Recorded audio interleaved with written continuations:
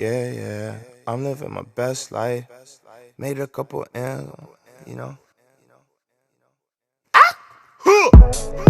Said I'm living my best life. Said I'm living my best life.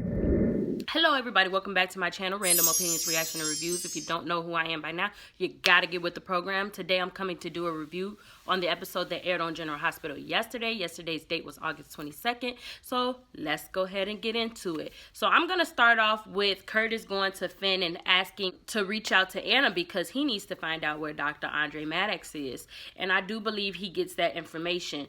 We have a scene where Liz, Hayden, and Cam explain to Aiden what's going on with Franco. And the whole time I'm wondering, like, where is Jake? And then the writers explained that Jake he wanted to go on some camping trip with his friends. So they're going to take the time out and explain separate to him. But Elizabeth, her explanation was great. You know, Franco, he has some amnesia. He doesn't remember who we are. You know, Hayden's gonna be here for a little while helping us. And Aiden is like, Franco doesn't know us anymore. And Liz is saying, you know, he doesn't remember, but we just got to continue to show him love and eventually he'll come back to us. But right now we have Hayden here and we're going to stick together as a family and be strong and put on a united front and then be there for Franco. These were good scenes. Then Curtis shows up with a message from Drew, and he tells her that Drew's in Afghanistan. He's going to deliver the money to the superiors or whoever it may be. And he went in the place of Frankendrew because Frankendrew actually wanted to go. So Liz is grateful that Drew went in his place, you know, but they're all trying to figure out how they're going to get Franco back. Curtis does say that he has a location on Andre. So he calls Drew, lets Drew know, and I guess Drew is going to find Dr. Andre Maddox and put him on a plane to Port Charles. So I guess that's how freaking Billy Miller got wrote out.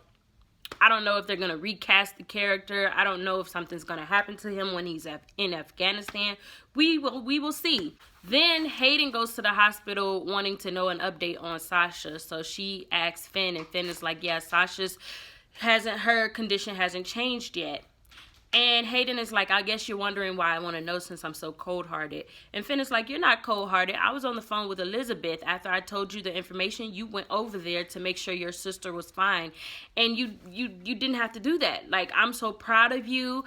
You've come a long way. I don't care what brought you back to Port Charles. I'm happy that you're here. Then we have a scene between Ava and Kevin. And Ava is knocking back margaritas at the Metro Court. And Kevin shows up and he wants to know how has everything been going with this whole psychic thing. She lets him know that Chelsea is actually very dependable. She's great at what she does. She also lets him know that Kiki did reach out to her in a dream. So she asks him to analyze what the dream meant. And he says, you know what? It's not that Kiki's trying to tell you something. It's that you're trying to tell yourself something in this dream.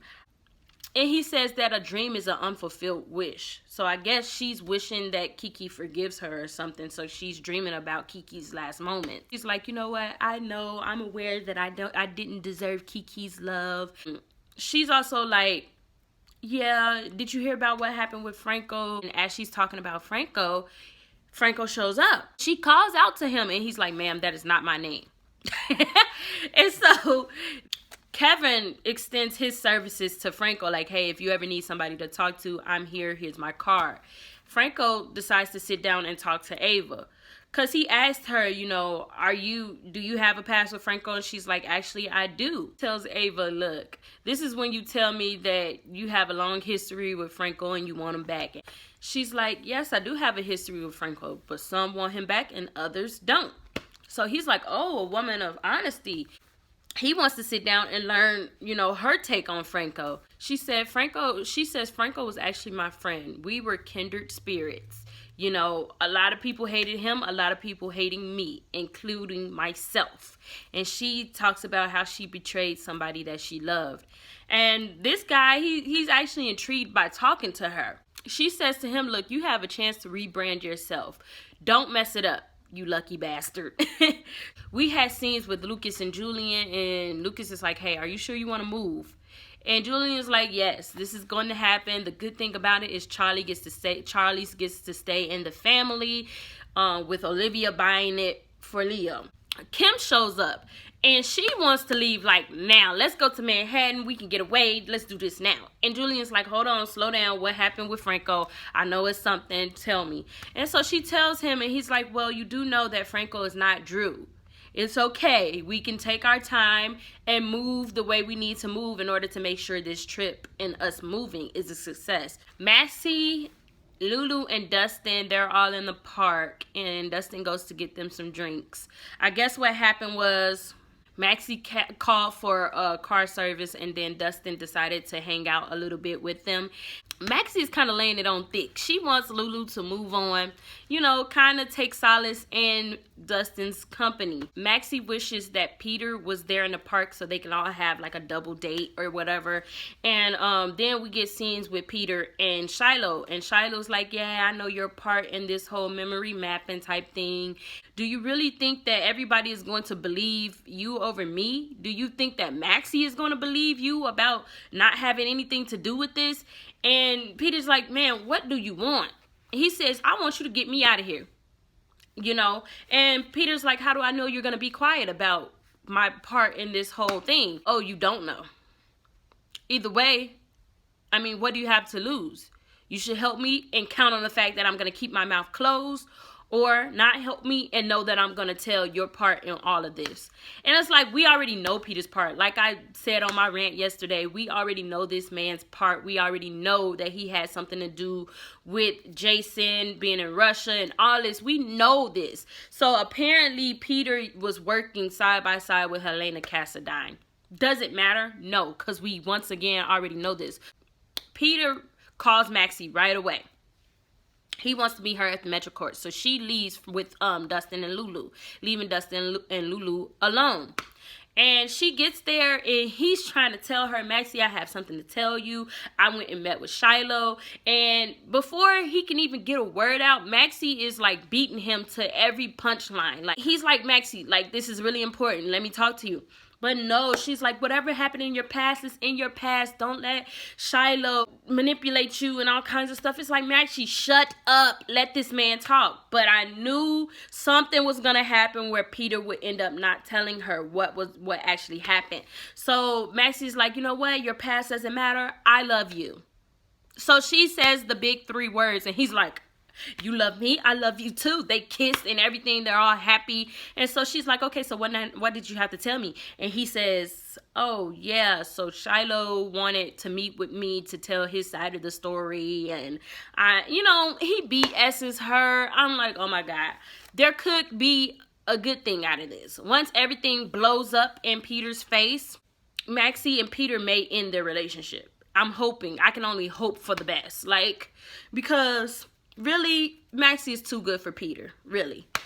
I was disappointed at this. I'm like, dude, you could have just told her, Port Charles, we already, the great people of Port Charles, we already know all of this. Like, you could have just told her, been done with it, and been moved on with your relationship. And Maxie could have had the chance to decide whether she still wanted to be with you or not. But you took that chance away. And now it's going to blow up in your face. Dustin and Lulu talk, and Dustin, she mentions that, the divorce is final. She's changing her last name again. They talk about, Charlotte and Rocco. Yeah, Dustin's like, look, you need to have more fun if you want to get Dante off your mind.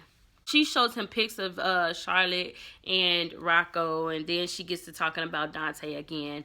And Dustin completely understands. He's like, look, I have an ear to listen if you want to tell me. And then they decide to cut their little date or shindig short. And he takes her, I guess, to the Metro Court because she meets Maxie again. And at this time, Peter then left and he then went back to Pentonville to tell Shiloh that he's going to help him get out of prison. Dumb move, Peter. Maxie's definitely going to leave you. Dumb move. And I'm going to be happy when it happens. Lulu meets with Maxie and Maxie tells her like, yes, me and Peter have said the I love yous. So they're all happy. whatever. It's not gonna last long. So there was a fire drill up in Pentonville. So then the police guard had to just lock the prisoners where they were at. So that's how Nelle ended up getting some one-on-one time with Shiloh. They were in the visitor's room.